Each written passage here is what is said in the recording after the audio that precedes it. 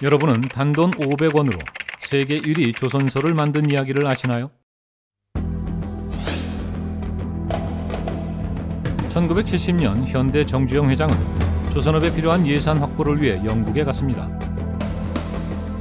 하지만 가난한 나라 한국은 조선 산업을 할 수 없다는 편견으로 여러 차례 투자 유치에 실패합니다.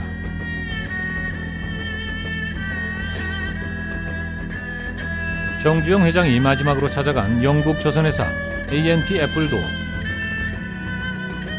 이 회사의 롱바톰 회장 역시 그를 매몰차게 거절합니다.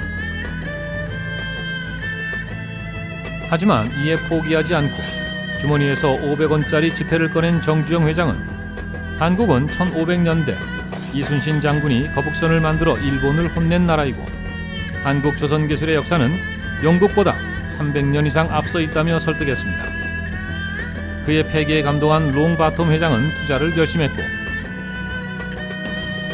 이는 오늘날 세계 1위의 조선소를 탄생시켰습니다. 당시 국제사회는 한국이 선박을 건조한다고 하자 비웃었습니다. 1970년대 한국은 조선 산업을 일으킬 자본과 기술이 없었기 때문입니다. 하지만 편견에 맞서 이순신과 거북선의 자신감을 보여준 정주영 회장. 이는 대한민국 조선 산업의 역사를 다시 쓰게 했습니다. 한국인이 가장 존경하는 역사 인물이자 거북선의 영웅 이순신. 여러분은 이순신의 용기에 대해 들어본 적이 있나요? 16세기 말 우리의 영토와 삶을 파괴한 일본의 침략 전쟁이자 동아시아 최대 전쟁인 임진왜란.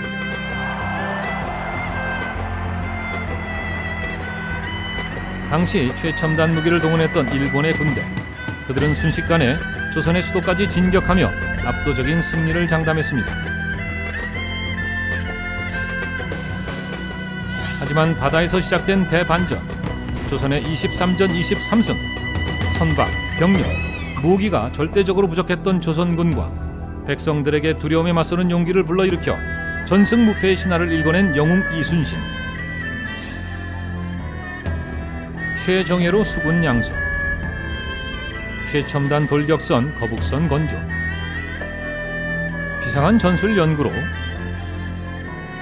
나라가 망할지도 모른다는 두려움과 불안을 몰아내고 조선의 군대로부터 용기를 이끌어내 일본군을 격퇴했습니다. 필사즉생, 필생즉사. 죽고자 하면 살고, 살고자 하면 죽는다. 죽음을 불사한 그의 용기는 멸망의 위기에 빠진 나라를 구했습니다. 이순신의 희망에 대해 들어본 적이 있나요? 1597년 임진왜란 중 조선 수군의 총책임자였던 원균의 대패로 160여 척에 달했던 조선 함대는 단 12척밖에 남지 않았습니다. 이 엄청난 위기의 상황에 조선 수군 총책임자로 임명된 이순신. 그에게 내려진 왕의 명령. 바다에서는 수군으로 도저히 승산이 없으니 육지에서 육군으로 싸우라. 하지만 이에 맞선 이순신 장군은 저에게는 아직 12척의 배가 남아 있습니다 라고 말했습니다. 조선을 덮친 패망의 두려움 앞에서도 꺾이지 않았던 이순신 장군의 희망. 12척만 있다면 우리에게 승리의 희망이 있다. 그가 잡았던 한 가닥의 희망은 조선의 운명을 바꾸어 놓았습니다. 1597년 12척의 전선이 133척의 외선을 이긴 위대한 승리 명량해전. 이순신 장군의 희망은 절체절명의 위기 속에 빠진 조선을 구했고 더 나아가 임진왜란을 종결시켜 아시아의 평화를 되찾았습니다. 여러분, 이순신의 나라 사랑에 대해 들어본 적이 있나요? 임진왜란에서 일본군에 맞서 가장 큰 공을 세웠지만 간신들의 모함으로 백의종군이라는 형벌을 받게 된 이순신 장군. 억울하게 벼슬을 잃고 어머니마저 여인 고난의 시간이었지만 형벌의 시간에도 일본군을 격퇴하기 위한 방법을 찾고 있었습니다.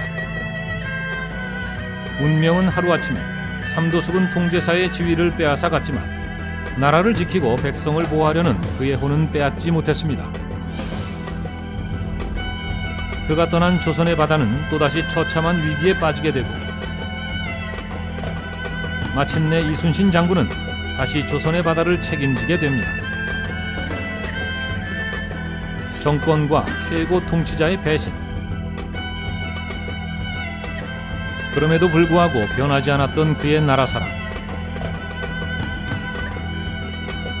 이는 위기에 빠진 백성과 나라를 구하는 단초가 되었습니다. 그리고 그 후손들에게 용기와 희망을 준 불멸의 영웅으로 영원히 기억되고 있습니다. 21세기 7만 명의 이순신 장군이 다시 태어났습니다.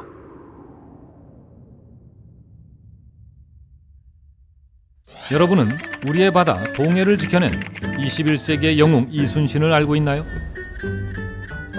전 세계 바다 이름을 결정하는 국제기구인 국제수로기구 IHO에서 1929년 국제해도집 해양과 바다의 경계 1판에 그들은 동해 대신 일본해를 표기했습니다.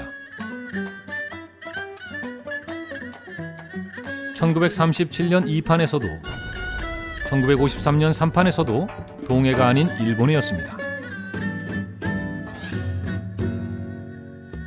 일본해. 일제강점기 시절 일본이 한국 대표를 대신해 한국의 동해 표기를 무시하고 일본의 입장에서 표기한 바다 이름. 1991년 대한민국은 동해 표기 문제를 국제사회에 처음 제기했지만 100년 가까이 계속된 일본의 로비로 국제사회는 일본의 표기를 지지했습니다.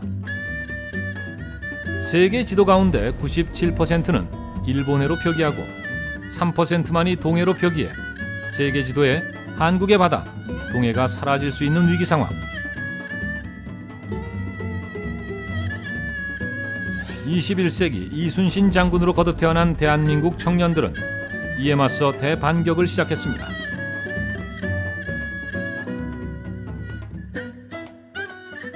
(97%에) 맞서 대한민국 청년들의 3% 희망이었습니다. 전 세계 교과서, 지도 발행 출판사, 전 세계 초중 고등학교를 찾아 이 청년들은 동해의 진실을 잘못 알고 있는 세계인들에게 1999년부터 지금까지 우리의 바다 동해를 알리고 있습니다. 그 결과 내셔널 지오그래픽과 월드 아틀라스의 동해 표기를 시작으로 2012년 동해 병기 표기는 과거 3%에서 29%로 증가했습니다. 월드 아틀라스는 이렇게 말했습니다. 동해가 일본에 못지않은 역사적 전례가 있다는 반크의 주장은 효력을 발휘해 주요 출판사, 지도 제작사, 교육 사이트들이 동해를 병기하고 있다. 마침내 한국인들의 애국심이 승리를 거둔 것이다. 그리고 2012년 3월 뉴욕 중앙일보는 놀랄만한 사실을 발표합니다. 2005년 이후 세계 지도 가운데 89%가 동해와 일본해를 같이 사용한다는 것이었습니다. 세계 유명 출판사 내셔널 지오그래픽, 그리고 유명 교과서 출판사 돌링 킨더슬리, 반크의 끊임없는 노력으로 동해 표기를 하고 있는 출판사들입니다. 12척의 조선의 배로 133척의 일본의 함대를 물리친 이순신 장군의 용기와 희망. 이는 대한민국 청년들에게 이어졌고 3% 동해 표기의 희망으로 97% 일본해에 맞서 우리의 바다 동해를 지켜내고 있습니다. 일본으로부터 우리의 바다와 영토를 구해낸 이순신 장군. 그의 정신을 계승한 사이버 외교사절단 반크 청년들. 세계인이 동해를 일본해로 인식하면 독도 또한 다케시마로 바뀔 수 있다는 생각에 그들은 전 세계에 동해를 알려나갔습니다. 그들로 인해 더 많은 세계인들이 동해의 진실을 알게 됐습니다. 여러분은 왜 대한민국 국민이 이순신 장군을 가장 존경하는지 알고 있나요? 전승무패의 기적, 세계 인류 역사상 가장 위대한 해군 제독 이순신. 지금도 많은 후손들이 그를 기념하고 기억하는 것은 그가 기적의 영웅이기 때문이 아니라 그가 남긴 말과 그의 행동과 그의 정신에서 죽음을 초월한 용기와 역경을 이겨낸 희망이 대한민국 국민들에게 삶의 나침반이 되어주기 때문입니다. 이순신, 과거 역사 속에서도 지금도 그리고 미래에도 그는 대한민국 모두에게 불멸의 영웅입니다. 사이버 외교사절단 반크는 이순신 장군의 정신을 계승하여 우리의 역사와 문화를 지키고 21세기 태평양 시대 대한민국을 세계의 중심으로 변화시킬 청년들을 찾고 있습니다. 바다를 경영하는 사람은 세계를 경영할 수 있다.